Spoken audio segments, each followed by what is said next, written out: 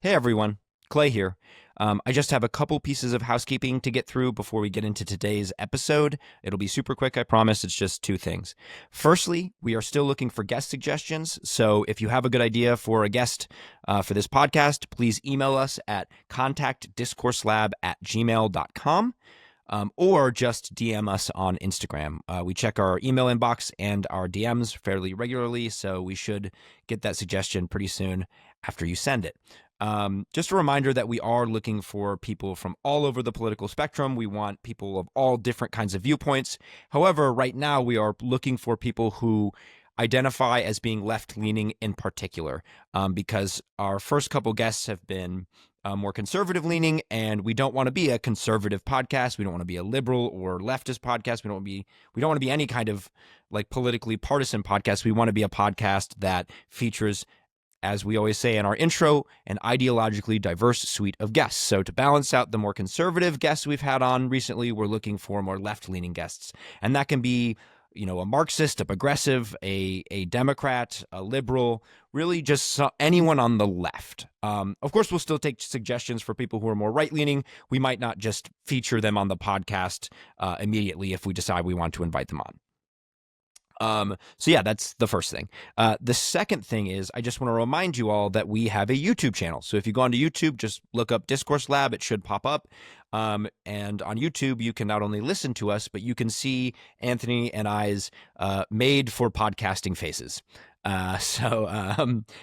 Feel free to go on, or actually please go on and follow us on YouTube or subscribe to us on YouTube. So yeah, that's pretty much it. Anyway, here's today's episode. I hope you enjoy. This is Discourse Lab. I'm Anthony Rispo. And I am Clayton Smith. On this podcast, you'll hear a wide range of perspectives from an ideologically diverse suite of guests. Our goal? To use conversation to analyze ideas, test arguments, and question dogmas. Now, let's head into the lab. Hello, everybody. So we are back on the Discourse Lab with my co-host, Clay Smith, and our guest, Daniel Idfresne. Did I get your name right, Daniel? I'm sorry. We practiced it several times. Okay. We'll get right into it. So I met Daniel several months ago.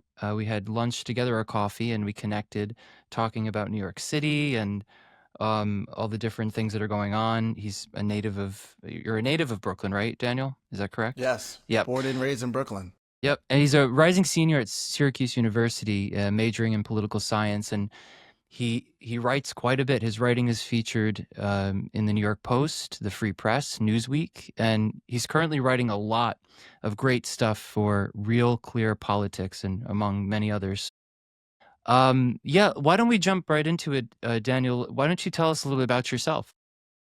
Yeah, so you started off pretty well. I'm born and raised in Brooklyn, New York. I would say that my journey to becoming sort of a center-right personality writer, really, when I think about it, comes from my upbringing, having that New York mentality of working hard and gaining reward from actually putting in the work. My parents are very religious, so I was raised Christian. I went to a charter school for elementary and middle school before going to a specialized high school, Brooklyn Technical High School for high school. And so I'm very pro school choice in that sense. And I think my experiences between the schools that I've went to, the education that I've gotten, and the COVID-19 pandemic really brought me to the worldview that I have today. And so now I mainly write. I view myself as a writer first and foremost. I've written for the New York Post, Free Press, Newsweek. And as you said, Anthony, I've written for Real Clear Politics a good amount this year, particularly on the New York City election. And I'm just happy to be here. Oh, yeah. Oh yeah. Well, it's great to have you here. Just a quick side note. You said you went to charter school I'm assuming New York City, right? Yes. What was the name of the charter school? So I went to Leadership Prep Ocean Hill, which is part of Uncommon Schools, which is a charter school network think like Success Academy, KIPP charter schools, Uncommon Schools is one of those charter school systems. And in middle school, I went to Leadership Prep Ocean Hill for both elementary and middle school. But in middle school, I was situated in Brownsville, one of the most dangerous neighborhoods in the United States. Mike Tyson grew up there. And still, despite the neighborhood being dangerous, despite it being more poverty stricken, my charter school received a National Blue Ribbon Award for academic excellence, right? And we regularly sent a few of our students to specialized high schools, which I was one of. So that's why I'm very pro school choice. Daniel, if you could briefly, because maybe not everyone listening is used to the kind of unique situation of New York school systems, right? Like I grew up in a public school, or what am I trying to say? A suburb where public school was you just went to the local high school. So how is it different in New York, and why does it matter that you went to a charter school and then a specialized high school? Well, similarly in New York City, typically you would go to the public school that is near you. When I was in kindergarten / the first half of first grade, I was in a public school that was a few blocks away from my house. The difference is that these public schools can range from very great, like Brooklyn Tech and the other 7 specialized high schools, to very terrible, to be quite frank. And New York City, they spend the most per pupil, yet school proficiency in reading and in math has been decreasing for a while now. And so a lot of Black and Hispanic New Yorkers, they want alternative for their students, particularly immigrant New Yorkers who are from the Caribbean and other parts of the world. They value education a lot. They understand that the school system in New York City, especially in certain neighborhoods, isn't as good, but they don't have the resources to send them to a private school. They don't have the time to homeschool them. You're in New York. So charter schools are public schools. They take tax dollars, but they are in charge of their curriculum, but they're held to higher standards than public schools. And so they're way more competitive. The curriculum is set by typically the school network. So Uncommon Schools would dictate the curriculum for its schools. Same thing for Success Academy and KIPP charter schools. And it is a fact that despite these schools being located in low-income, more dangerous neighborhoods, its students perform better than their public school counterparts. I so want to lean into this. Sorry. Go for it, Anthony. Go for it, Anthony. Because you mentioned Success Academy, and just generally speaking, this whole system is so impressive to me. And I've had a few conversations with people on the political left or, the progressive left, and I've mentioned this a lot of times about Success Academy and the metrics and the impressive outcomes that you see. And the response I always get is, well, what happens to the kids when they don't perform well? They get kicked out. But these are from people who are incessantly talk about fairness and equality and leveling the playing field, and they always talk about, they lament over these neighborhoods being in the condition that they're in, and how we have to do more. And they're so blindsided from the fact that some children are going to excel and some aren't, and that's just the game of probability, and they are blindsided by their rationale, or whatever, if you want to even call it rationale, because what's actually happening, from what I'm hearing and what I've read, is that these schools give these children in these neighborhoods a chance to excel and to become, superior minds in our culture, and to be the next CEOs, to be the people who build up the morale and the credibility, but organically, and they do it in a way that, okay, fine, some students get drop off and don't get to that high level, but that's just the way it is. And so how would you, I mean, maybe I just went on a tangent right now, but like, how would you argue to someone, being someone who's been through the system, to someone who tells you, but ... Yeah, what you have said, I completely agree with, and we see with our New York City leaders, that's sort of the mindset that they go off of to remove gifted and talented programs, to remove the specialized high school admission tests, to keep the charter cap and not allow charter schools who have demonstrated success to continue to build and to provide quality education to children in the inner city. I'll say this. The students who are admitted into these charter schools, it really starts with the family. And with my family in particular, my parents are from Haiti, and with, parents who immigrated here from the Caribbean and other places across the world that value education, it starts from there, right? And so are you telling these parents that their children shouldn't be allowed to have schools that are rigorous in that education that matches their family values in quality education for the fairness of others, for other families and who do not value education the same way, or a general culture that we see in the inner city that does not value education, and there's a racial aspect to it as well. Growing up in charter schools, I was told speaking proper English, you're being white, reading a book instead of reading books and writing essays is white instead of black. And I don't know what the attitude is within Brownsville or in other places where these charter schools exist, but I can almost guarantee that if this was some of the sentiment that I've heard even in a charter school, a place where ELA classes were 2 hours long compared to a public school where classes are 45 minutes long. Math is an hour and 30 minutes long compared to, again, 45 minutes, where you enter school at 8 a.m. and leave at 4 p.m. instead of 1:30 or 2 p.m. If you're hearing that in a charter school that prioritizes education, I hate to see what the attitude towards education is in these public schools. And it is insulting to the parents who want good education for their children to, you're telling them to forget your values, and your kids should be dumbed down to the level of these failing schools that we're now seeing in New York City. Well said. So that brings, I think, up an interesting question for me, which is, so as you say, these charter schools, students from these charter schools outperform their peers, generally speaking, right, as a rule.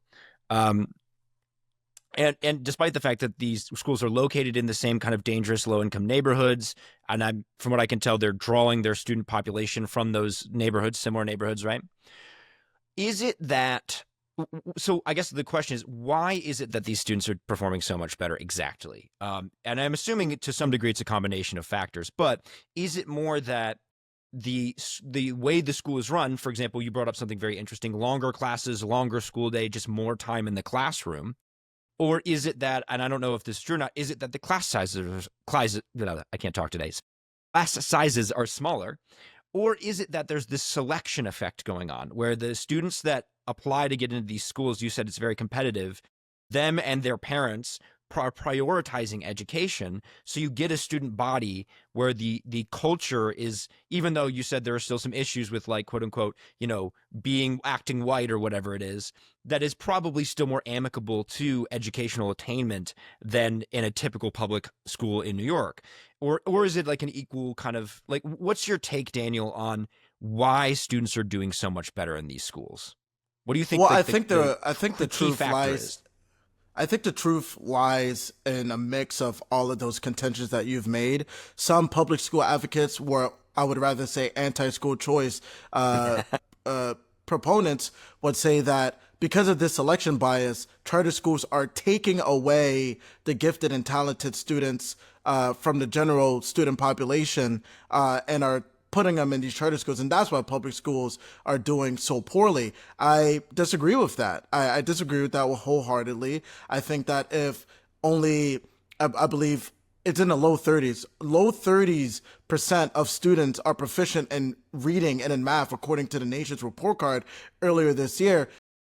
Charter schools aren't taking the other, let's say 70% that is proficient in reading and math, because charter schools have a cap. Charter schools are a sliver of the total student population. And so if public schools are performing so terribly, it's not just the selection bias. I agree there is a selection bias there. I think that charter schools have a vested interest in admitting students whose families are prioritizing education as well. Because again, longer school days, a lot of homework, and there's a diligent relationship between these schools and these parents, where a charter school will call a parent if their child is not at school, and the charter school expects the parents to answer and to be concerned and to work with the school to make sure that their child is on point. So there's a mix of those factors. Again, some anti-charter school, anti-school choice people will say, well, the selection bias is so great that charter schools are taking away the talented students from public schools. We know that to be wrong. It's a mix of all of them. You need strong families who care about education. You need schools that care about repetition. There's a reason why, at least for uncommon curricula, that ELA is 2 hours long, that math is 1 hour and 30 minutes long. Discipline within these charter schools, wearing uniforms, merit and demerit system, and close relationship with parents. It's a mix of all three or four or whatever, a mix of all those factors that you were mentioning. Right. It goes back to this idea that like when you're young, learning can be boring and unpleasant.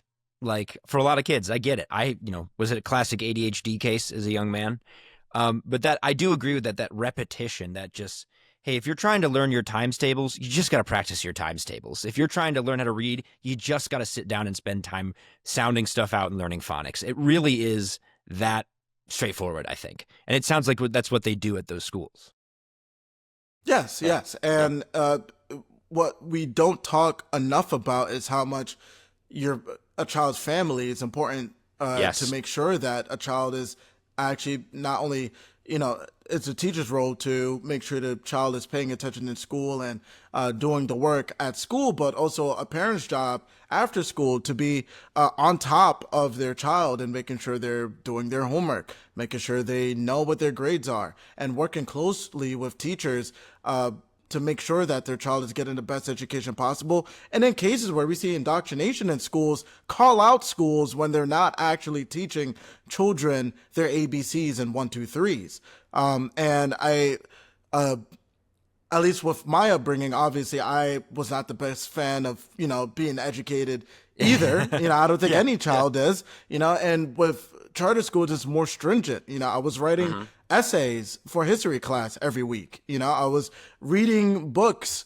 There was independent reading time every morning, an hour where you have to read a book and you have to write a book report on that book. But now, looking back on it, now that I'm in an industry that requires me to read, write, intellectualize on a high level and quickly, now I'm very grateful for the experience I had in charter school. What's interesting too, I'm sorry, just one more. I think this is a super important point. Is this selection bias, right? We're talking about with students. There's a real sense, because I agree with you completely, Daniel, that the parents matter so much. The home life matters so much. And so the selection pressure, you could even look at it more as a parental one, right? Like if you're a parent trying really hard to get your kid into one of these charter schools, the likelihood that you are also a parent that obviously cares about your kids' education and will spend time with them, helping with their homework or just making them, like forcing them to spend an hour on their homework every night to make sure they get it done is higher, right? So the selection pressure is almost for the parents that actually care and have the time and the energy to put that effort into their kids' education. And I think that's so super important. That's such a fantastic point that I just need to reiterate that. Yes, because charter schools, there's so much demand for these charter schools and parents are seeking out these charter schools. Obviously, they're going to apply more pressure. Their home conditions are conducive to academic success. And so that's a selection bias that, these anti-school choice, politicians and thought leaders and whatnot, that's a selection bias that they're pointing to. But again, if you allow charter schools to expand, to meet the demand, and to even, impose their curricula, their success formula, really, onto other public schools that are clearly failing, I think you would see some sort of success across the board in New York City education. Yeah, it's really interesting because the idea that that public schools are at a disadvantage because charter schools are taking their students away is such flawed reasoning. I mean, when these charter schools are in similar areas to the public schools, and it's a difference of, if you think about it, experimental conditions. If you think about it like that, you're taking populations from a very young age, a random. I mean, it's not so random because they're being placed in specific areas, but it's the same demographic from a young age put into a charter school, and you see the results pretty clearly. You have the higher, like Clay was saying, and I'm sort of paraphrasing, but jumping in on the same reasoning, where you enhance the likelihood of children who are gifted or have a higher potential of success to experience that success if you put them in those conditions. Whereas if you have another kind of experimental condition, these public school advocates, or what's your term that you call them, anti-choice school, where you're going to see less of, you're probably going to see less of that, because the one variable that is present for those in the charter schools is absent in the public schools, and to sort of deflect blame onto the charter schools is something of like a sort of post hoc zero-sum assumption. It's like this idea that people not taking into consideration why people are not going to public schools in the first place, sort of deflecting blame and Yes. sort of attributing some kind of causal, a false cause, like, oh, we would be so much better off if we had all these students in our public schools, and we would see an acceleration of metrics, or of performance rather. But it's empirically flawed reasoning. It doesn't make any sense. And so I guess for when it comes to education in New York City, what do you are you in on that scene still? Are you in on like advancing charter schools and advocating for them in your work, in your writing? Because I'm not sure if I've come across it per se, but like, is that something that you're still talking about pretty actively? It's something on my mind. I haven't been able to write about it as much because Mamdani has sort of taken more of my mind space recently. Yeah. Understandable. Mamdani has said that he, before, nothing on his campaign though, he has advocated for removing the SHSAT, the Specialized High Schools admissions test, that prospective students to the Specialized High Schools must take and pass a certain threshold to be admitted into one of the 8. I think he argued for its removal on racism grounds. That's why I wanted to move into that, because that's why I was wondering about where you are with it now, because how it converges with this Mamdani effect. And so this is kind of what you're reading on him now. He wants, based on racism and all that typical rhetoric, that it's exclusionary. Exclusionary. Yes, I have the tab open on his thoughts on specialized high schools. I haven't heard much about what he thinks of charter schools specifically. Also, it's a state function. I think the state matters when it comes to raising the charter cap and or eliminating the specialized high schools admissions test. So even if he did have these sort of ideas, I feel much better, that I feel happier that is in the hands of the state rather than the city specifically. But yeah, at some point I will be writing on Mamdani and school choice. He just got endorsed by the teachers union over here. And so there's a lot to explore on that side of New York City politics. Teachers union. Yeah. So this is a good way to segue into another thing we wanted to talk about. So, safe to say you're a big Mamdani fan. Oh, huge. I'm a huge Mamdani fan. Of course. You're Gen Z, right? So all the Gen Zers love Mamdani, and that's just the way it is, right? No, you've written about Mamdani, and actually one of the things, and we'll include some of the articles you sent us that you thought were poignant for us to read, and I think they were great. We'll include them in the show notes. But in one of your articles, you wrote about how, Mamdani professes to be this man of the people, an everyman whose grassroots support comes from the working class, kind of the lower and working class of New York. But then you look at the breakdown of of voters in New York, and that's not true. I think you bring up like Prospect Heights and people like that, and the gentrified, wealthier neighborhoods of New York that are actually his primary base. And so I guess my first question, and we'll really get into Mamdani here, what do you make of this seeming daylight between what Mamdani claims and what the reality is, which is middle class and up people tend to like him, and the people in the lower middle class and below are actually voted for Cuomo. What do you make of that? What's the explanation there? Yeah, I think Isaiah L. Carter, if you don't follow him on X, I think you should. I think he's great for New York City discourse. I think Isaiah L. Carter says it best. Zohran Mamdani is a gentrification candidate in New York City. And without even, and I mentioned this in the Real Clear Politics article that you're mentioning, Zohran, working class American for upper class voters, Zohran, he symbolizes gentrification when you look at his core constituency on Twitter. You don't even need the numbers to see it, right? So overall, on primary night, he's garnered enough attention where there's and played enough identity politics where he's gotten South Asians and Hispanics to vote for him. But when early on in his campaign, and you can see with his volunteers tells the story, the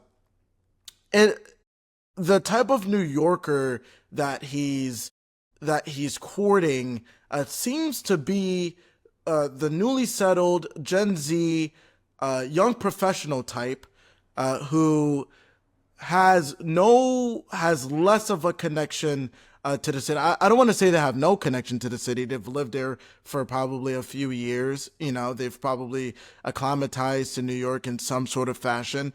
But they're not working class, right? They're not the barbers. They're not the bodega owners. They're not construction workers. They're the young professional class. And what ticked me off to this personally, was when I saw his post on Twitter of him canvassing in Bedford-Stuyvesant. I've lived in Bedford-Stuyvesant my entire life up until I went to college up in upstate New York in Syracuse. Bedford-Stuyvesant is an historically black neighborhood. Not until recently, maybe the earliest, like 7 years ago, that we start seeing a real influx of white residents into Bedford-Stuyvesant. But in his canvassing picture, it's all white people with one or two minority New Yorkers. And I look at this photo and I'm like, he says he's in my neighborhood, but I don't see my neighborhood at all. And that's what we've sort of seen in the primary map. We have Williamsburg, Bushwick, Bedford-Stuyvesant, Flatbush, all these areas, Astoria, all these areas where that have experienced marginally to an extreme amount of gentrification, a large influx of young professional New Yorkers who have drank the leftist Kool-Aid, which is an important asterisk, right? Because New York has always experienced an influx of recent college grads, young professionals seeking to, live the American dream. It just happened to be that this crop is very ideologically driven, despite the fact that they haven't really lived in New York City that long to understand the complex dynamics, political dynamics of the city. And so that's what I tried to show in the Real Clear Politics opinion piece.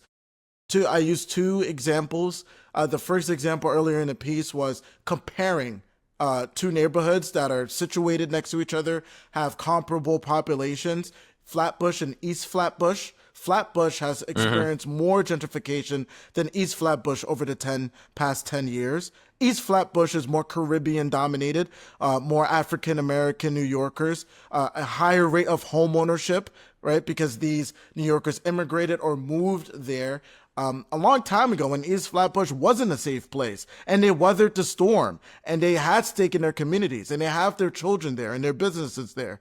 And they went for Cuomo by 37 points versus Flatbush, that's become a bit more gentrified, and they voted for Mamdani by a margin of 16 points. 5,000 more Flatbush voters voted than East Flatbush. So that gives you a little bit of a picture of what's going on with Mamdani and his core constituency. You know, it's funny, Daniel, you mentioned Flatbush and Bed-Stuy and Williamsburg. And when I moved to New York, I lived in New York for about 2.5 years, something like that. Mm-hmm. And because I went to Columbia, obviously, as we've talked about on this podcast, I lived in Williamsburg for a while, and then I moved to Flatbush. And it's very clear that Williamsburg is gentrified. That process has completed, right? It is a hipster neighborhood. It's hipster itself is an old-fashioned term by this point, but it really is. It's like young couples, a lot of time with like toddlers or young babies, young professionals in their 20s and 30s. Yep, yeah, exactly. Completely different from what it was 30 years ago. Maybe not even that long, right? And then Flatbush, when I only lived in Flatbush for like 6 months before we moved out, but it's clear that it's in the process of gentrifying, it was very interesting. You got a lot of those kind of young professionals, but still interfacing with the guy, like the families and the people that have been there for a much longer period of time. So it was interesting to see. And then I'll say Bed-Stuy, like God knows I love her. This is not me criticizing her, but my lesbian sister, lives in Bed-Stuy. So like, I just like, you think of the kind of person that would love Mamdani. Her and her girlfriend, white couple living in Bed-Stuy, totally his demo, right? Like I wouldn't be shocked if I saw them in there. And this again, she's my family. I love her. I'm not criticizing her. She's free to believe whatever she wants. But like that it's just, having lived in New York for only 2 years, I can exactly see what you're talking about. And in fact, have experienced it. And it's so true. Like, the people that live in a city, in a neighborhood, obviously affect how that neighborhood is politically, culturally. And you have, all of these 20-somethings moving to New York who believe a certain thing a certain way. That's going to change the political landscape of the city. And so I just think, I just have to say, like, when I was reading the article, I was like almost doing the snaps thing. I was like, yes, this makes so much sense. When we talk about like immigration, oftentimes we talk about immigrants from a foreign country coming to New York, which you've written about and we'll get to in a second, certainly. But there's also just the internal immigration of like non-New Yorkers coming to New York. And there's a selection bias there too, right? If you're a young person just quickly, if you're a young person who lives in Michigan, like suburban Michigan or suburban Texas or like Utah or wherever it is, and you come to New York, that's selecting for the kind of person who wants to come and live in a big city and likes the arts and all of that kind of thing and is willing to live in a like an apartment with like 4 other people. That crowd tends to be super progressive. So there's a selection pressure there. It's not like the married at 21 Mormons are coming over from Utah. It's their neighbors who are more liberal, who are like, I want to get out of Utah and go to New York. And so you get an influx of a very specific kind of person. We talked about this a lot, you and I, Daniel, at coffee, about the transplants, the progressive transplants from different places coming to New York and having diametrically opposed in terms of values to people that they purport to care about. But you were going to go on and say something. Yeah, I just wanted to quickly talk about the foreign-born New Yorkers versus because we hear this rhetoric a lot from the conservative right. When Mamdani won the primary, we saw it from Stephen Miller, from Charlie Kirk, about how immigration is ruining New York and immigration is the reason why Mamdani won. And to somebody who's paid attention to this race, because I have stake in who ends up becoming mayor personally, right? I'm going to go back to Syracuse for one final year, and then I'll be back in my city, most likely, and we'll have to face, whoever's mayor for the next few years. It's just not true. Stephen Miller, Charlie Kirk, Matt Walsh completely missed the mark in trying to diagnose Mamdani's primary victory.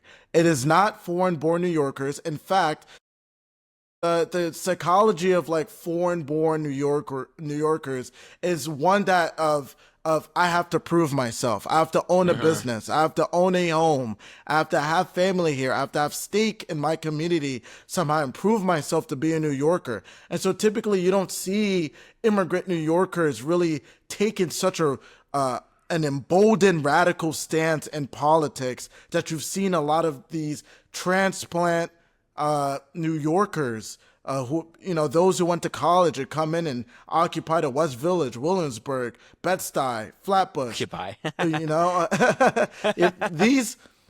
That sort of demographic of New Yorker, they have that sort of, what can I say? That sort of arrogance to show up in a city, to show up at a place where people have specific policy preferences and a specific way of life, and that they have city-owned grocery stores, and that they, city-owned grocery stores and freezer rent, et cetera, et cetera. And so I just wanted to make that distinction really quickly. And one last sub point I'll make on that is you could tell that they get really mad when you mention that, hey, maybe you should have some stake in your community to have a say or to not even just have a say or have a vote, but to be as vocal as you are and as insistent as you are, and having the rest of us obey the type of ideology and the type of leader that you want New York to have, and those people will say, well, that's regressive nativism. All right. And it makes me laugh because that's sort of what they fall back to. Oh, this is regressive nativism. 1/3 of New York City is foreign born, except yes, the bodega owner across the street from me is foreign born, but he's not talking about, how, there's more than two genders. I mean, he's city owned grocery stores. No, instead he's fed me since I was in middle school. Right. Making sandwiches for me. And so honestly, quite frankly, I care about his opinion on the direction of New York City more than, no offense to your sister, than your sister who's probably, lived in Bed-Stuy, not more than, I don't know how long she's lived in New York City. She moved there a year ago. Yeah. Yeah. Compared to, like me, who's lived there for 20 years, and that bodega owner who's lived there for even longer than I have. Yeah. I actually want to, because that's another thing that you wrote about that we kind of read in one of your articles, is your take on foreign immigration and the influx of foreign immigrants into the city. I think you have a pretty, from what I could tell, balanced take, because one of the things you did is you acknowledged the fact that like New York is like a city of immigrants. That's what it's pretty much always been, right? Its founding was settlers from like the modern day Netherlands coming, and then you had the English come and intermingle with them, and from then on, it's like groups of new people from different countries coming in and affecting the city. So to like be super nativist like too much is obviously wrong. It's just not the character of what New York is, but there's obviously a limit to that. So and I think that's what you kind of write about. So go into a little bit more detail about that. I'm really fascinated by your take on this. Yeah, so there's a reason why when you read my pieces on immigration, there's a reason why I aim to be very specific in what type of immigrant I am describing, right? I'd use like terms of Biden era migrant, migrant recidivists, et cetera, et cetera. To create when it comes to New York City, it's very important to be very specific in what you're talking about when it comes to immigration, right? Because my parents are immigrants, but my piece isn't saying, yeah, like my parents should have never came to New York City. They shouldn't have never been allowed to be in New York City. The bodega owner again, that mentioning him again. I'm only mentioning him because I just had a sentence from him earlier today. But distinctions are very important, and I've written 2 pieces on immigration for Real Clear Politics, and I think the biggest takeaway that New Yorkers, if you're reading my piece on immigration, is that we can be compassionate. We can have sympathy for these migrants who have traveled and have had difficult journeys to come to the United States, and we can have pride in our culture, a beautiful mosaic of people who've come from different backgrounds and have created, key point, like italicized it, bolded, created a culture, contributed to a culture in which, a lot of the transplants are consuming without, creating themselves, Chinese American restaurants, art. Like, I don't know. Like I'm blanking out, but it's Because there's too like much to list. there's It's too so much to much you can't list. think Yeah, of the it. Yeah. beautiful mosaic. I mean, even restaurants alone, list as long as you can get any cuisine from anywhere in the world, top quality in New York. It's awesome. Exactly, and we can have pride in that beautiful mosaic, and then also understand that the public charge that New York City have undergone over since the Biden administration back around 2022 and 2023 is unimaginable to our parents and our grandparents, right? My parents never imagined they would demand New York City house them in a hotel room and give them, cards for free food and a free phone and et cetera, et cetera. The attitudes of, at least I've garnered this from my parents and from, the people that I've been surrounded by since I was a child, is that, we're very grateful to be in New York City, and we're going to give back to the community as much as possible. We're not going to demand that New York City gives us too much. And we're going to, by the end of this, prove ourselves to be just as American, just as much of a New Yorker as those who've been here for a while. And so when I'm writing these pieces, I'm not referring to that class of immigrant, I'm referring to those specifically who have arrived there from 2022-ish up until the Trump administration, where he shut the border, who have levied an insane burden on the people of New York, right?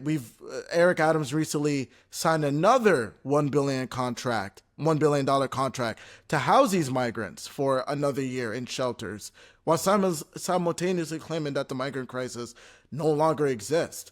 There were times during the Biden administration where public schools had to close down for a day. Midwood High School had to close down for a day to house migrants, right? There was, I forget the school, there was a school where its parents, the parent community, became disgruntled with City Hall because they were housing migrants right next to a school of young kids, right? There were schools in the city that had to deal with a huge influx of migrant children, those who can't speak English.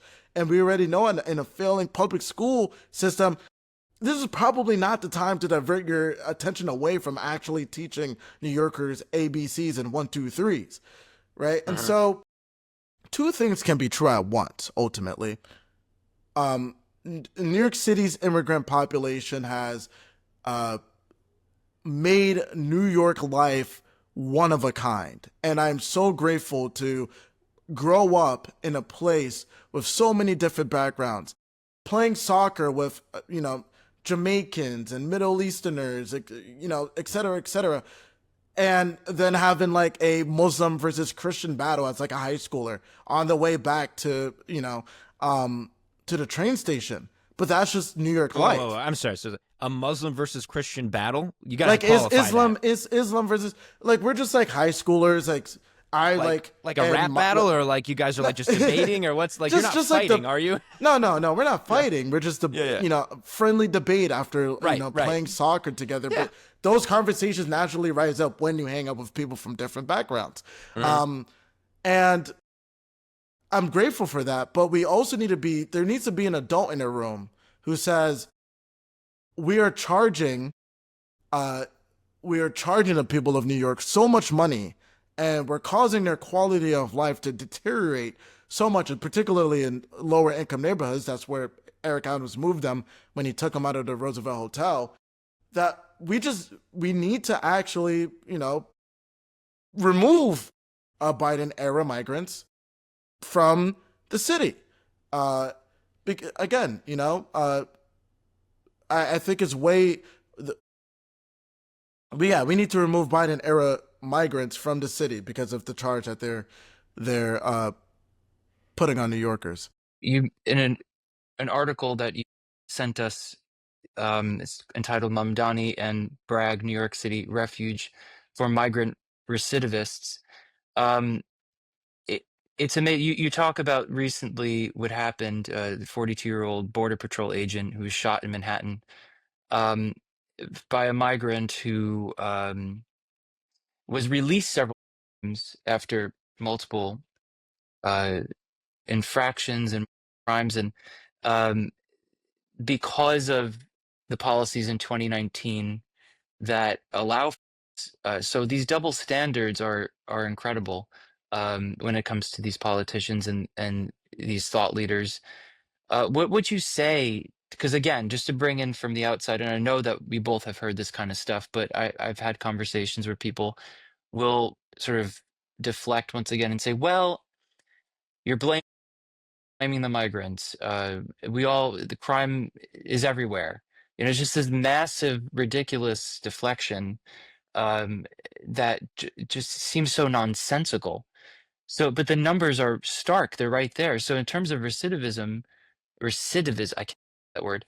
Um, what would you say about Brad and what is it looking like? And what's your temperature, your read of like what New Yorkers feel when it comes to this issue of migrant? Yeah, I think migrant crime is a sub point in the point that I've sort of yapped on just now about the differences between the Biden era migrants and the public charge they've imposed on the people of New York versus immigrants that we've had for generations now. New York is a sedimentary rock. Generations of immigrants that have built to the culture of New York in their different and unique ways. And crime is one of them. And there was a talking point, you know, particularly earlier this year, when Trump really started his deportation efforts, that migrants have caused less crimes than Americans themselves. Well, that's a non-starter because they're not supposed to be in a country to begin with. Mm-hmm. There's no comparison to be had here. And okay, and by extension, the 42-year Border Patrol agent who I was shot in the face, that should have never happened. Let's put faces to the names, right? Like, the 62-year-old grandmother who got dragged across a sidewalk in Brooklyn should have never been dragged across the sidewalk because the perpetrator should have never been here. Right. Full stop. Period. The lady who got burned alive in a subway, at F train subway, she should have never been burnt to death. Period. The perpetrator was here illegally, deported, and came back again here during the Biden administration. So we could compare statistics all we want, but these are real lives. And the crime that was, the crime that the migrants have imposed on the people of New York, just like, it should have never happened. Like this, like, it shouldn't even be a debate, and yet we're here. And so that's sort of one of the points that I wanted to make as part of that larger point of public charge versus actual cultural and familial stake in our communities, you know? And Mamdani's reductive immigration rhetoric will just make this worse. I think it's children's politics, you know, and we need an adult in the room who will make those distinctions, you know, who will make those distinctions and act accordingly. Like, it's okay. Like, if Mamdani said, yes, we kind of need to, you know, deport those who are making the lives of New Yorkers who, I don't know, have been here, pay taxes here, start businesses here, children here, have children here. We should remove those who came here during the Biden administration just to suck on the taxpayer dollars that we have. I think most New Yorkers, yeah, and I think this is why he's not being, honest and not being distinctive with his rhetoric. Yeah, you're going to anger your core constituency, but a lot of New Yorkers would be like, okay, like, I get it, you know? And if they heard it from somebody who's not Trump, because a lot of New Yorkers have Trump derangement syndrome, even though they are not radicals by any stretch of the imagination. If they heard it from somebody else who was, you know, kind of progressive. I mean, Bernie Sanders, I've talked about this before, immigration. Yeah. People forget Yeah. that that stance on immigration of like not wanting too many immigrants to come in and affect the bargaining power of lower class, of like working class, blue collar people is like a socialist argument, right? And one that makes sense. If you're on the lower socioeconomic ladder, you're working a blue collar job, you're trying to form a union and bargain for better hours, better wages, et cetera, better benefits, right? Having an influx of people come in that are willing to work for those lower wages, more hours, blah, blah, blah, blah, blah, undercuts your bargaining power. So it naturally makes sense as a socialist argument. And then Bernie, it seems like, doesn't seem like it he quite literally has like distanced himself from that classic argument, right? Because it's now become associated with right-wing populism, which of course gets into the whole thing where the right wing is kind of changing to be like weirdly socialist and protectionist, and there's all this, that bigger than this conversation. But it's a very good point. Like, it has been a far left argument that too much immigration can be bad, and in fact, it is a libertarian argument that we want as much immigration as possible, and that has sort of gotten flipped. Interesting recently. because it's conflated. crazy because you'll hear this very cynical line from people. Oh, Americans wouldn't do those jobs anyway. Such BS. It's such BS. I mean, maybe there's some truth to that. Fine, we can always find a little truth, but it has hardened people so much so to the point of this bitter end of this really wild rationale that, oh, Americans are not going to do those jobs anyway. And then you get this mindset especially from the left. Well, who's going to do those jobs? Why are you going to deport these people? And they almost treat these immigrants as slaves. I mean, it's like no different from that kind of rhetoric. It's kind of wild. Or it gives the impression that they're like okay with them being taken advantage of, like, oh, they'll work for low wages and rough conditions, and it's like, I don't like that. There's a humanitarian argument to it, but there's also we're beyond the post-World War II sort of attitude on education that Ronald Reagan sort of or Lyndon B. Johnson also sort of attitude that we're going to get all Americans college education, and they're all going to end up working these nice white-collar jobs. And Brad Pitt says it best in Fight Club about how, we sort of raised a generation, Gen Z in particular, of those who believe they'll be movie stars and rock stars, etc., with their advanced degrees and whatnot. It's failed, right? And people are starting to realize that it's failing. Young men in particular are starting to not enroll in college. They're not graduating college at the same rates as young women. We see a lot of them thinking about taking vocational job, going to vocational school, trading schools to learn trades, etc. And we see the poor effects of elite overproduction, where you have this whole, we've sort of devalued what a college degree could get you in a way by just simply virtue of flooding colleges with so many students that you have, yes, again, this young professional class that in New York that is sort of now voting for Mamdani for free stuff because they thought that they would get out of college and be this boss babe or be this, they'll make six figures out of school, and they're not doing so.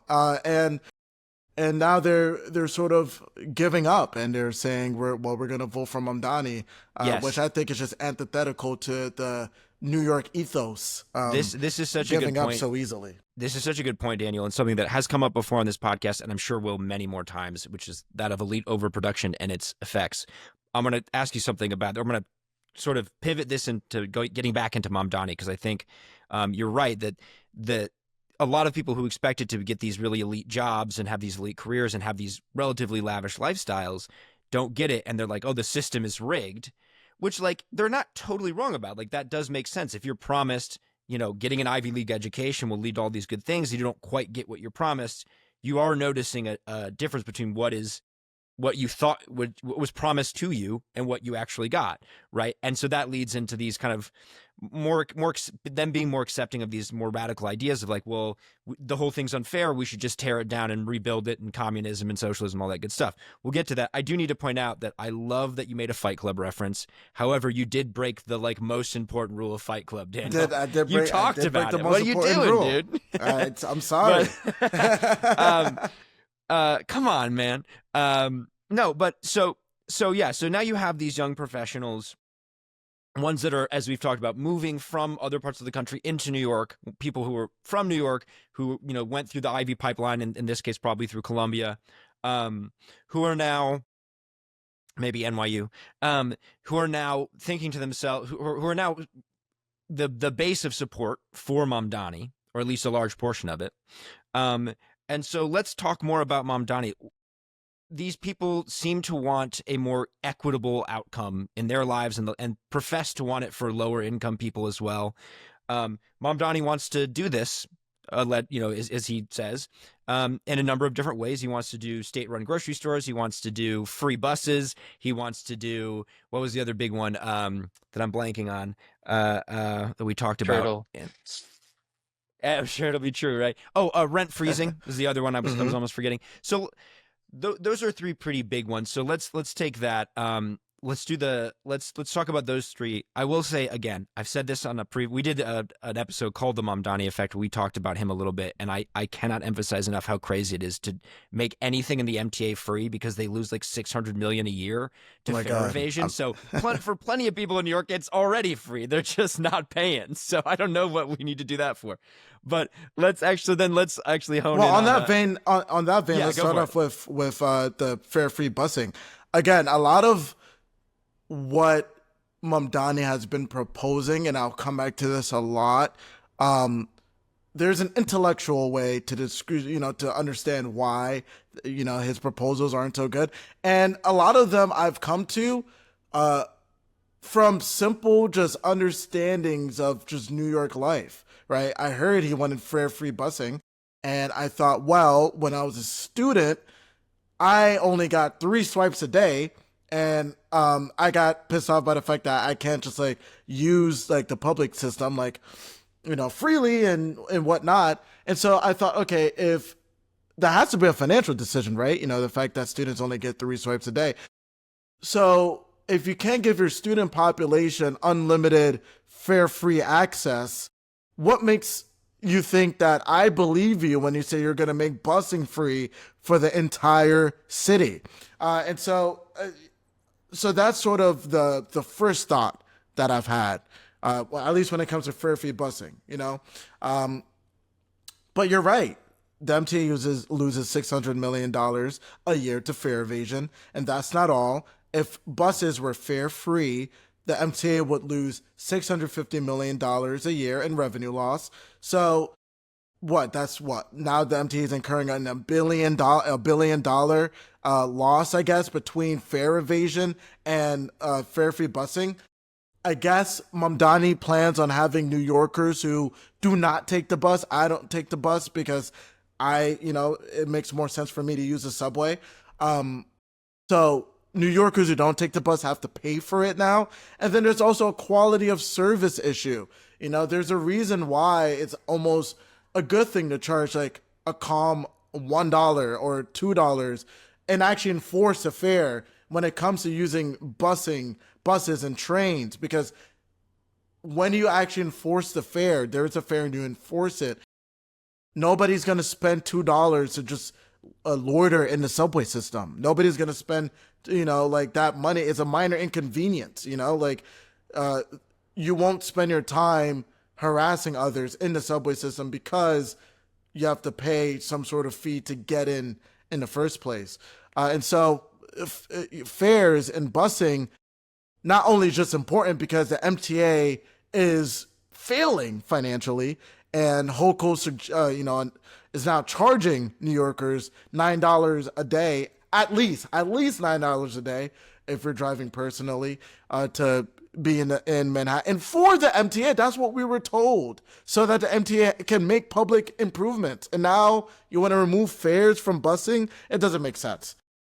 Wild. And so now, if the grocery stores, I did a deep dive on this, and I was completely amazed at how incoherent his quote plan is, and how absolutely off base he is when it comes to finding where the money is. He misquoted or completely didn't understand that there's this $160 million or whatever it was that's not government money, that it's actually investments, and what the program, the Fresh program or something or another, has been able to compile over the years through various other ways other than government. But apart from that, I'd love for you to talk about the government run grocery thing, but also to click on, just to rewind a bit and go to the more sociological part of it, because you've experienced it. So as we venture into this policy issue, also this means the local small businesses. You talked about bodegas, but like truly what the economic pressure on them means, not only for them, but for the community, broadly speaking. So kind of wrapping that up policy wise, and then the sociological, political part of it too. Yes, yes. First, I guess if we're going to go into the city-owned grocery stores, let's start off by clarifying what you said, because what you said is absolutely correct. Mamdani misquoted the amount of money that the government, the New York City government, spends to help out grocery stores that already exist. So he mentioned a $140 million figure, but that's actually the amount of extra output, in a way, the extra output grocery stores have made, investments, etc. Grocery stores have made because of New York City's Fresh program. New York City's Fresh program is a collection of tax breaks, regulatory relief, etc., that allows these grocery stores to grow and to be more comfortable within the city. When it comes to actual, I would say, subsidies or tax breaks / tax breaks, so actual like tangible money that Mamdani could actually, by eliminating the tax break or by removing the subsidy or redirecting the subsidies, the actual figure is 30 million. He says that his pilot program, which is another some point I'm going to get to, of city-owned grocery stores will cost 60 million. Where is the math? The math isn't mathing. And I encourage everybody to take a look at his platform. This is a sub point. His platform. Take a look at his proposals for the Department of Community Safety, which I'm sure we might touch upon later. He says it costs $1.1 billion. He doesn't clarify, and he says that he's going to get the money by removing waste and like these nebulous feel-good topics, right? And where is the money coming from? And I have like a small suspicion he wants to take it from the NYPD, and he doesn't want to say it, and he's just, putting in these like nice words to, distract from the fact that he wants to defund the police. But again, Terrible like that's such a, it's a meta. I'm using that example, the Department of Community Safety, to make a meta point about a lot of its proposals, including the city-owned grocery stores. We don't know where the money is coming from. It's like, these are just, again, it goes back to a point I made before about children politics. In terms of the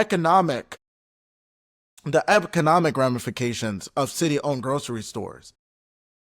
Grocery stores already operate on a small margin, and that is especially the case in New York City, where they have to deal with high rent and high property taxes. You are introducing artificial competition that does not have to pay those property taxes or that rent into the market. Small bodegas particularly will not survive, right? And at least I imagine within a certain radius of these. These city-owned grocery stores, which goes to a little bit into another subpoint I want to make, right? The pilot program aspect. Like Zohran has said on television, if it doesn't work, c'est la vie, we'll end the program. Sorry, Zohran, I know that's not how government programs work, right? You institute these city-owned grocery stores in these areas. The bodegas and the supermarkets surrounding those areas will close. Then Zohran, or any other democratic socialist, will come out and say, these greedy capitalists, like the Gristedes owner, supermarket chain owner, John Castimedes, he's threatening to move out of New York City if Zohran wins. These greedy capitalists do not want to compete and make a profit off of these groceries. So they left, and we're going to institute more city-owned grocery stores. That's how it works. The sun never sets on a government program. For economic ramifications, I mean, it goes directly into that point. These grocery stores cannot compete with artificial competition that does not pay for rent or property taxes. And so you will see these small bodegas and these small supermarkets who are situated near these city-owned grocery stores fail. Again, back to the point of Gristedes, the owner of Gristedes threatening to leave New York City. I don't think Zohran cares. I don't think his key constituency cares if a billionaire leaves New York City, even though they're important to the tax base, because they believe billionaires should not exist. But John Casamides' sentiment is a sentiment that small business owners, supermarket / grocery store, bodega owners, they all have that same sentiment, that we just can't survive in an environment that punishes us in two ways, by the way, not only with the city-owned grocery stores if you're situated near them, but also with a $30 minimum wage within a decade. Are you serious? Are you kidding me? Right? So that's sort of what I think will happen if Zohran was able to institute his city-owned grocery stores. Well, I think this brings up, there's a couple of points I want to make in response to that, or things I want to kind of touch on. Firstly, I was, while you were speaking, I was looking this up. I wanted to double check myself. And at least according to Google, you're right. Those margins are very thin. They tend to be between 1% and 3% for a grocery store, like razor thin margins. So like, let's say even if they could, even if they do undercut these grocery stores, it's like these grocery stores aren't overcharging like crazy. I mean, some are, you got your Whole Foods, right? And guilty. I shop at Whole Foods. I'm bougie. I like my organic produce. But most people are not shopping at Whole Foods, right? So like margins are very, very thin, which puts them in a precarious situation. I also just wanted to double check myself. I want to go back very quickly and say that, again, according to Google, the MTA actually loses between 690 and 800 million annually. So we actually underestimated that. They lose a ton to fare evasion, and I think that's worth noting. But yeah, and then the other thing I wanted to say is you're right. What happens is you got these, what we could expect to happen at least, is you have these state-sponsored grocery stores that don't have to pay tax, don't have to pay, or like property tax, that, get state basically tax breaks and funding in all sorts of ways so they can lower their prices a little bit, not by a lot because their margins are thin, but they can outcompete, at least within a certain radius, all of these mom and pop grocery stores, private grocery stores, right? And what's funny about this is that people who would support these state-funded or these state-run grocery stores, these city-run grocery stores, I should say, understand this logic in a different context. Like, what's one of the biggest critiques of Amazon? One of many critiques of Amazon that I think a lot of people would share left and right, which is their business strategy was to operate at a huge loss for a long time, undercut all of the competition by like just crazy low prices, drive them out of business. Then when they don't have to worry about them, this is also the Uber strategy, right? This is a strategy that many companies use. They operate at a loss. Investors understand what's going on, so they don't freak out at the loss, because what's going to happen is they're going to like push out all the competition, run them out of business, and then as soon as there's no more competition, raise the prices up and start making a profit. That's how Amazon became Amazon, right? So this logic, and this is a huge critique of Amazon by people who would describe themselves as progressive, right? It's running small businesses out of business. It's these greedy corporate, billionaires. It's the same logic with these state-run grocery stores, really. It maybe not as intentional, right? But the same like economic logic applies is if these grocery stores really are going to offer much, much cheaper groceries, they're going to run everyone out, with a however many block radius, just run them out of business. And, they might not raise prices afterward, but at the very least, again, people are going to lose their businesses. Bodega owners are going to lose their livelihoods. It's going to make grocery shopping a pain in the butt in those neighborhoods because you no longer have those bodegas to go to for a quick thing. Everyone's going to have to go to these state or these city-run grocery stores. So it's just going to be, I can't imagine how it would work out. I think everything you said was like right on the money, Daniel. And I like to add an extra point. I mean, we've seen this week the Kansas government-run grocery store its shelves are barren, right? There isn't produce and groceries for the residents of that small Kansas city, and so I don't think that would be successful in New York City either. Yeah, so the grocery stores are obviously not a good idea, in your opinion and mine, I have to say.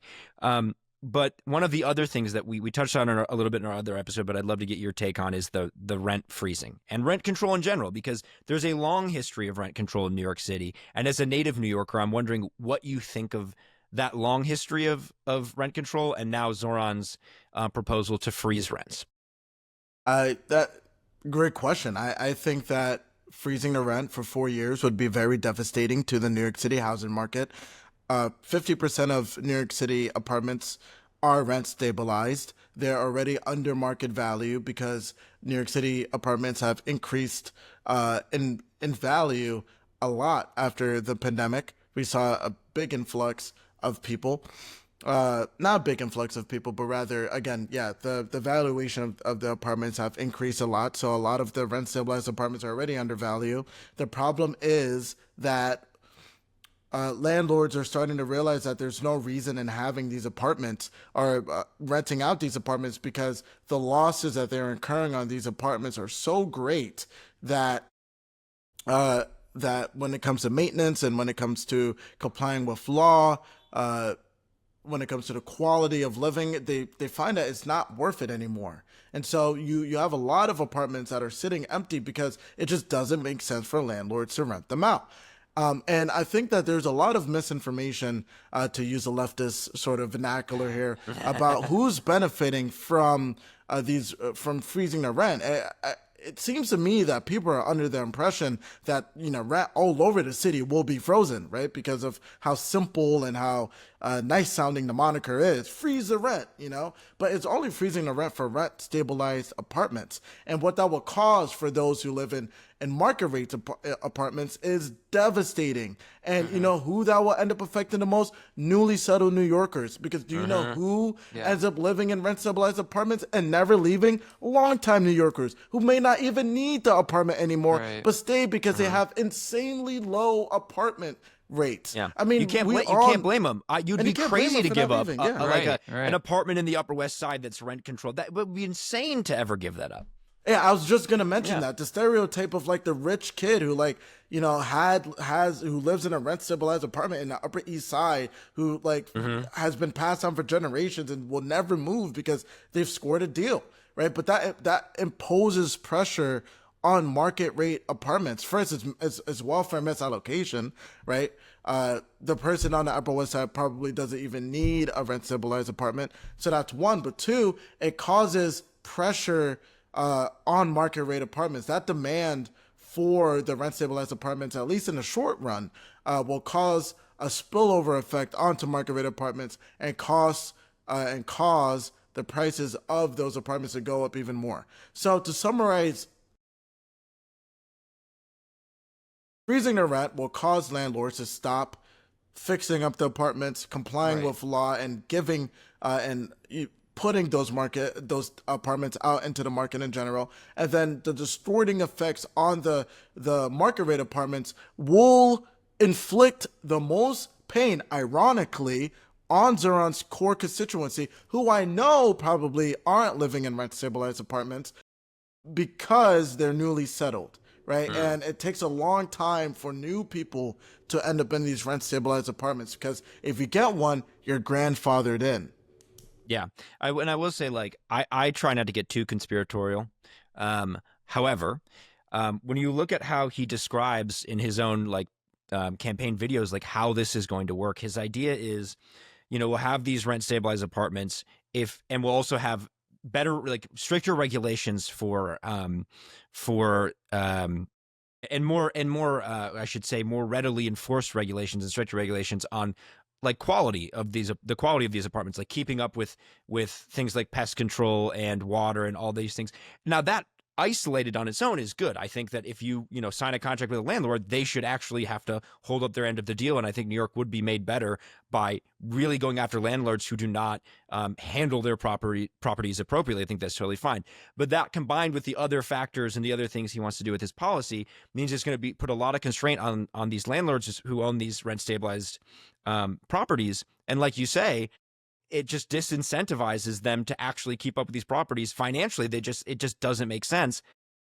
So, and the other part of what he says is if they can't keep up with these repairs and these minimum requirements for quality of life, which, again, on their own are good, then the city's going to take over that that property and mean, own it. Yeah. And so what's crazy is he's saying like, and this is a guy who has a history, and there was just a Free Press article that I skimmed, I need to read in more depth, talking about his was it Olivia Reingold read all of his tweets, and he's like clearly a communist was the takeaway, right? At least he has been historically. If he's not a communist, he stopped being one like 5 minutes ago kind of thing, right? Right. And so it does get the conspiratorial gears turning in my head where I'm like, so you're going to make it really hard on these landlords, these property owners to like do what they have to do and basically make it so that the financial logic of owning these properties and keeping up with them as they legally have to make that logic just not make sense.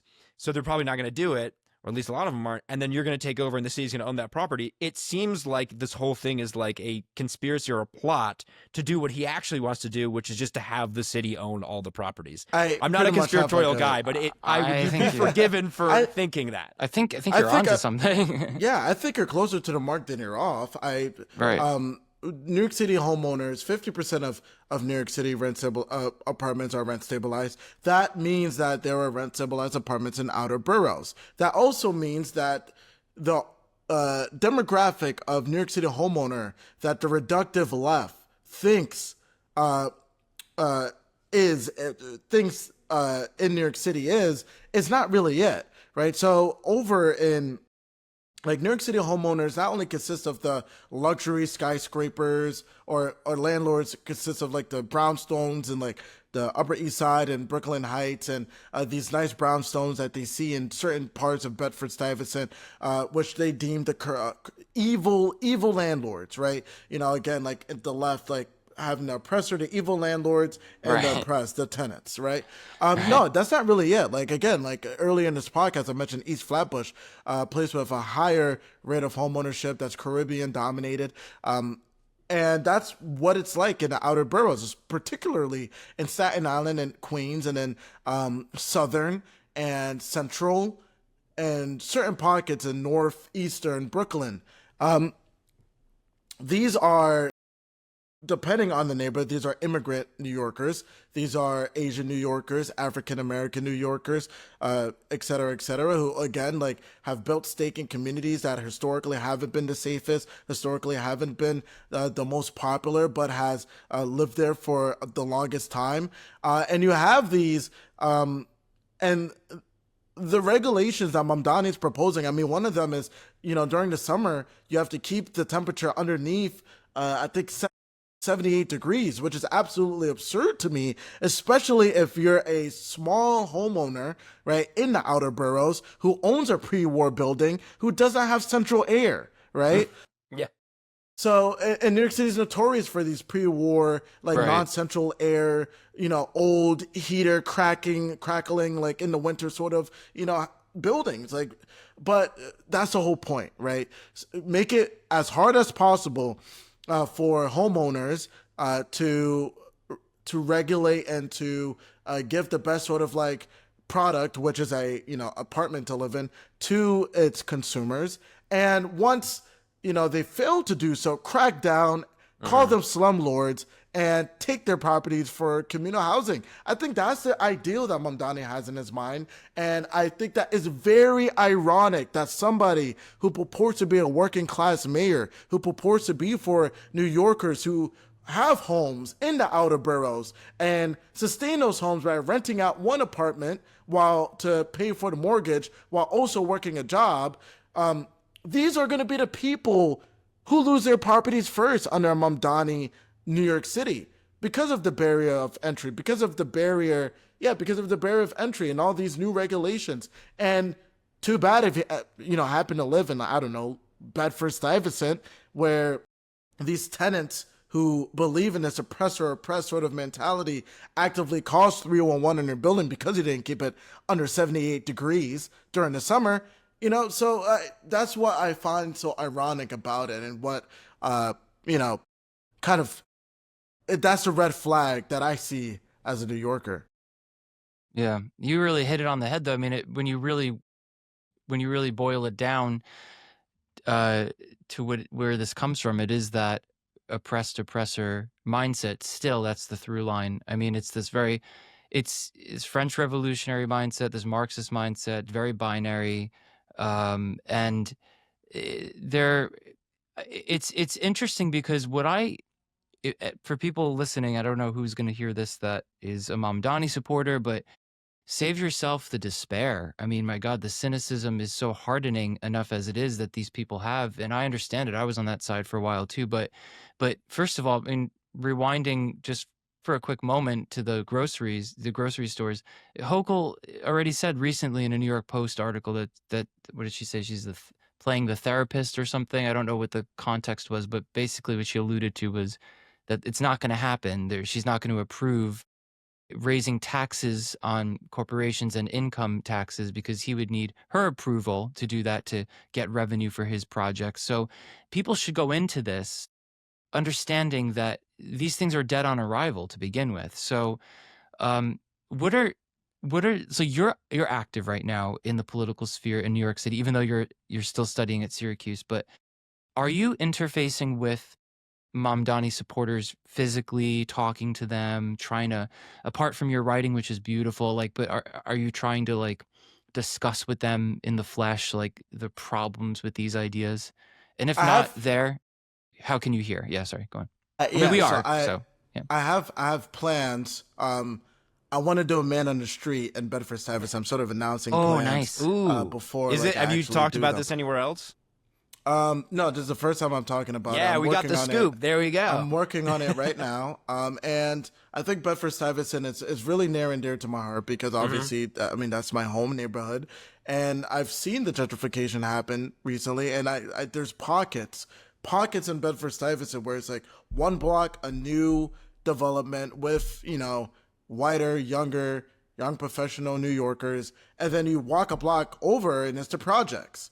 And it's like, small homeowners, actually, bodega owners. And I want to go to these pockets and, step on one block and then ask the longtime New Yorkers, what do they think about its proposals? And then cross the street and ask the newly settled New Yorkers what they think about Mamdani. And I think I don't want to only do it in Bedford-Stuyvesant. I want to do it in other key areas in the city, like Flatbush versus East Flatbush, for example.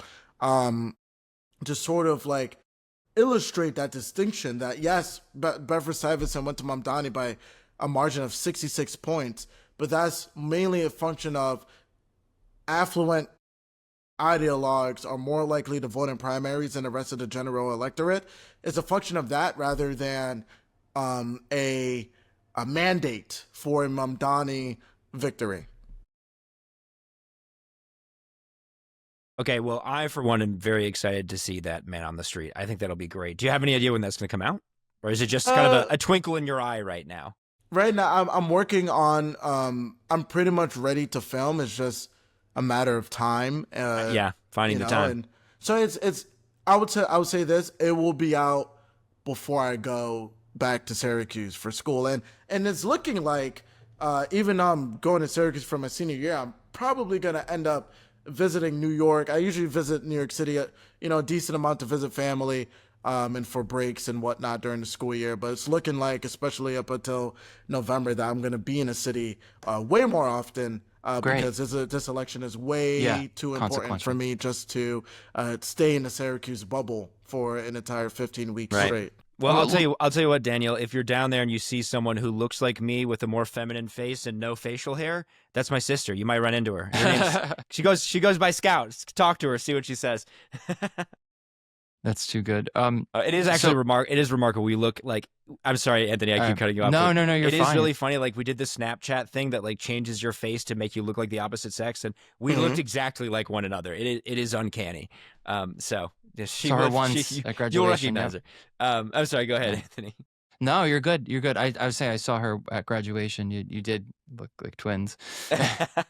No, I just wanted to kind of mix the whole Gen Z political sphere with what's going on at Syracuse. So if we can kind of fuse, like, okay, so what pulse reading do you have on Gen Z in terms of, their politics and how is that looking where you are at university right now? Obviously, that's a very specific sample, university specific. Clay and I saw that at Columbia, of course, but just broadly speaking, Gen Z, and then a little bit about what's going on at university for you. What's your reading on where where people are in that generation politically?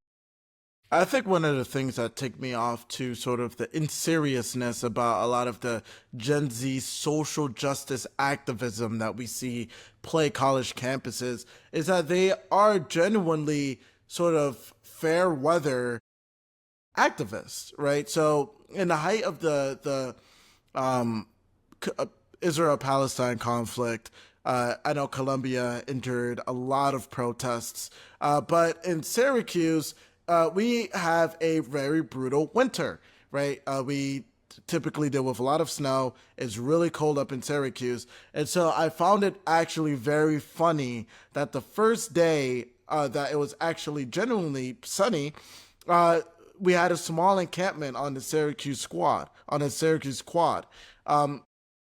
It didn't last for long, ultimately, because the winters in Syracuse are so drawn out that that day was really the last week of the semester. And so that's what, at least on a personal capacity, I know we could speak to sort of the privilege that a lot of these protesters and social justice activists, leftists who are Gen Zers have. We could talk about that on a macro scale, but at least a personal story of mine is seeing that, and I think it just reinforces that point, that a lot of these students really don't know what they're arguing for. The ideology that they've been consumed by is very simplistic and gives them a purpose other than the sort of meaningless lives that a lot of Gen Zers find themselves in, even though they're on college campus and, you know, have so much potential to do great things with their lives. So that's sort of what I've seen on Syracuse. Again, I mean, Syracuse is a liberal campus, but it's not nearly to the same level we've seen at Columbia over the past 2 years or year. Yeah, it's hard to beat Columbia. You know, That's great. It's hard to beat it. It really is. It is, and you know, it sounds like we're trashing it, and we are a little bit. But really, Anthony and I have said before, like, it is a wonderful place. I loved Columbia. I'm so grateful I got to go there. Likewise. But yeah, it has its issues with you know, students with some extreme viewpoints. But yeah, Columbia is a fantastic place. I've been on campus before. You know, it's beautiful. Yeah, it's a great place. Obviously, you know, I know a lot of people from Columbia as well, and they're brilliant people. So I have no hate against the institution itself. I have no hate against its campus or its students. I just think that I almost feel bad for a lot of these students. I mean, they're my peers, you know, who are attending college right now, and they've sort of drank that leftist, simplistic worldview Kool-Aid, not only at Columbia or whatever institution they happen to be learning at, but it's been an issue since, I think, 2016.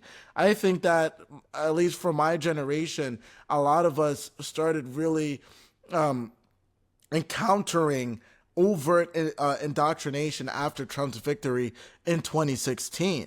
When I asked people, and actually one of my pieces in the New York Post is on this, a lot of people who are around my age, their first political memory was in 2016. I was in 7th grade in 2016. Oh my gosh. Wow. You're making me feel so old, Daniel. Yeah, Me too. Yeah. So, you know, and since that year, it's just gotten worse and worse and worse and more overt. And if you're at these elite institutions, you're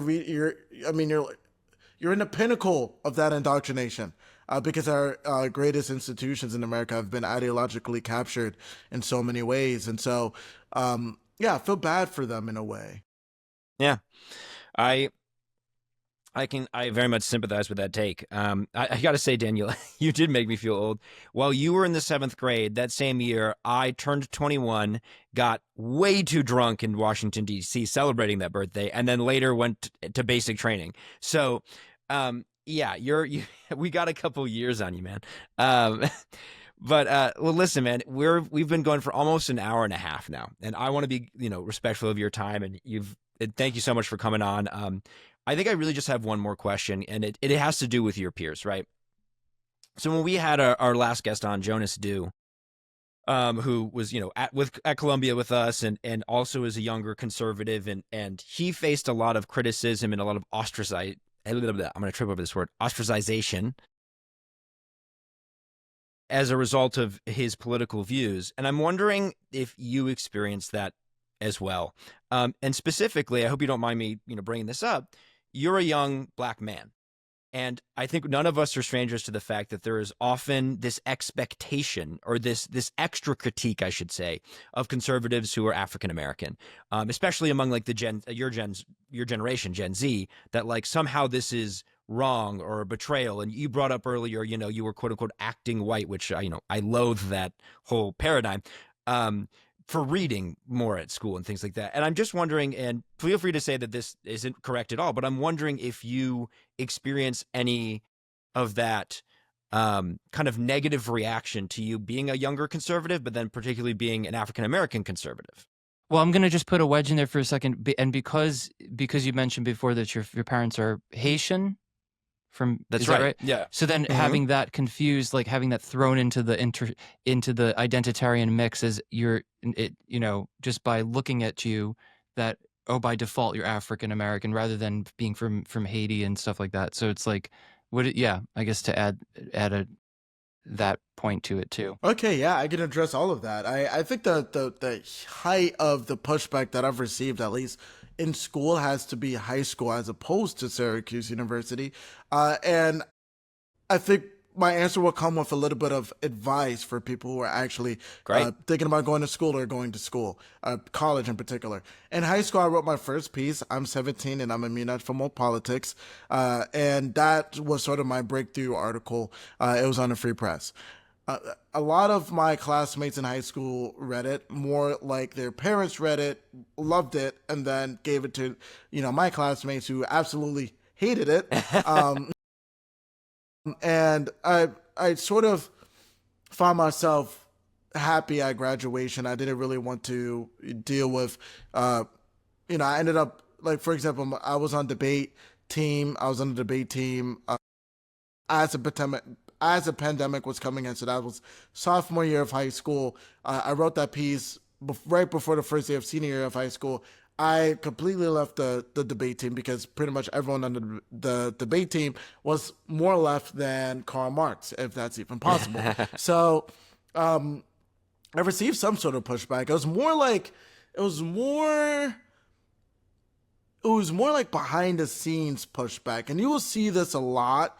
You see this a lot if you're outspoken at your university or at high school.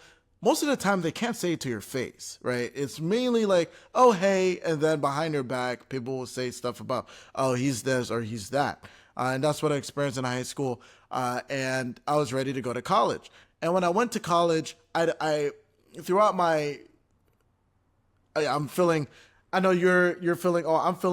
old in the college sense, where I'm a rising senior now. And you have no idea. I have no idea. I agree. I have no idea, but I'm sort of you're there. You're there. I'm in the position where I'm reflecting watching on my this college life. saying we have no idea either, because we're only just like 30. But the college goes by quickly. Yeah. Yeah. And this is advice for people who have my beliefs and are going into college. Don't make politics your entire world. That's right? People happen to be normal. They happen to be studying things that have no relation to politics and just want to have a great time. And that's sort of the attitude I took into college. I didn't lead with, yes, I wrote for the Free Press or I was on Fox News. I led with, let's go to the gym. Let's go to parties. Let's try to hit the bar. Let's meet people and have a good time. And I've been very intentional with my friend group. And not all of them agree with me. Some of them are center right like me. Some of them are center left. Some of them are actually progressive. But there's a overall, but they agree with the same things as me in terms of, hey, maybe we should go to the gym and get fit. Hey, there's nothing wrong as a young guy going to a party and, talking to women, let's play football. Let's, or soccer, whatever sports that we agree with, let's play some poker on nights where we're on Sunday night. There's so much more to life than just politics. And so that's that's the advice I'd give to people. If you're in high school and you're about to fill out your college application, do not go to a small liberal arts school. Do not. Go to a bigger school, one where you can curate your friends rather than have those friends, imposed on you. A school where there's STEM majors and business majors and people of different studies that you can choose from. If your school has Greek life, it seems that Greek life is becoming a sort of center-right haven, at least for young men in school. I know that's the case at Syracuse. It's not that those in Greek life at Syracuse are conservative, is that they're less likely to be radically indoctrinated, Right. as the rest of the student population, which is more than enough. That's all that you need when it comes to college. You don't need people to exactly agree with you all the way. In terms of being black and conservative or center right or whatever, I think that, and maybe again it's probably because I haven't dealt with much, but people hate it, right? They see, they see somebody who's not a white guy, so they can't really, I don't really fit exactly into that oppressed oppressor sort of dynamic, and so I'm an affront to their worldview, whether they can articulate it or not. I'm an affront to their subconscious. Mm-hmm. So people get inexplicably mad when they, see someone like me making an argument that's not, oh my God, white man bad. But I find that it doesn't affect me in my day-to-day life. Nobody that in my personal life, and I think part of that is because I found a community who cares about me despite my politics. Nobody in my personal life has said, oh, you're black, so you have to, believe this. And the people in my personal life are the only people I care about, to be frank. So I really don't care about what other people who, may comment something or, believe something could say. And your life would be way better when you only care about what your parents think, what your closest friends think, and what your mentor think. So that's another piece of advice for people who are my age. Well, Wonderful. I'm very glad to hear that you don't have to experience much of that BS in your personal life. And I think you're right. It is because you curated a good group of friends. And I think importantly, too, it sounds like an ideologically diverse group of friends. One of the things we try to do on this podcast, and I think this also applies to people's personal lives, is try to have a diversity of viewpoints on. You're the second more conservative guest we've had. You're also the only the second guest we've ever had. But we're going to try and get people who would be Mamdani supporters on this podcast. We're going to try and get, avowed Marxists and leftists and center leftists and all of that thing, because I think it's important to be open-minded and to have a dialogue with people with whom you disagree. And it sounds like you've curated a friend group where you can actually, dare I say, even have discussions with them about politics when it's appropriate. I agree with you that it's, sometimes you just want to go to the gym or hang out, have a picnic, whatever. But you can actually have conversations with them, and I think that's great. That's another piece of advice I think that is super important, is have groups of friends where people believe different things and can talk about it with respect. And it sounds like that's what you've done, and I think that's awesome. I also think we've been going for about an hour and a half, and this might be a good place to stop because I'm sure you've got things to do on your Saturday. Daniel, thank you so much for coming on, man. It was a pleasure to have you. Yeah. There was so much more I know we wanted to talk about. Anthony and I so wanted much to ask more, you. yeah. There's so much more. So we'll I'm have happy to come back again. I was just going to say, we would love to have you back that'd be on. great. I think you are at the beginning of a really awesome career, and I can't wait to see where you go, dude. Because believe it or not, I know you feel collegial, but you are very young, and you've got a long way to go, and I think you're going to go a long way. So it's going to be great, man. Yeah. Thank you for being Thanks with for us. coming yeah. on. Well, thank you. Thank you for having me. Thank you for this opportunity. I've had a great discussion with both of you guys. Very intelligent people. As you're We're leaving that in, man. as are you. Yes. And the New York City thing is very important to me. I think one of the reasons why I've written so much about New York City is because beyond the politics, I generally do care about this place. So that's more than enough. That's going to make me write more about it. And so I'm happy to talk more about it as we get closer to November. Yeah. Yes. Absolutely. Yes. Awesome. All right. Right on. Well, enjoy your summer, the rest of your summer in New York, Daniel, and enjoy your last year at Syracuse. And everyone listening, have a great Monday. We'll drop this on a Monday, so hope your Monday's going well. And we'll see you all in the next episode.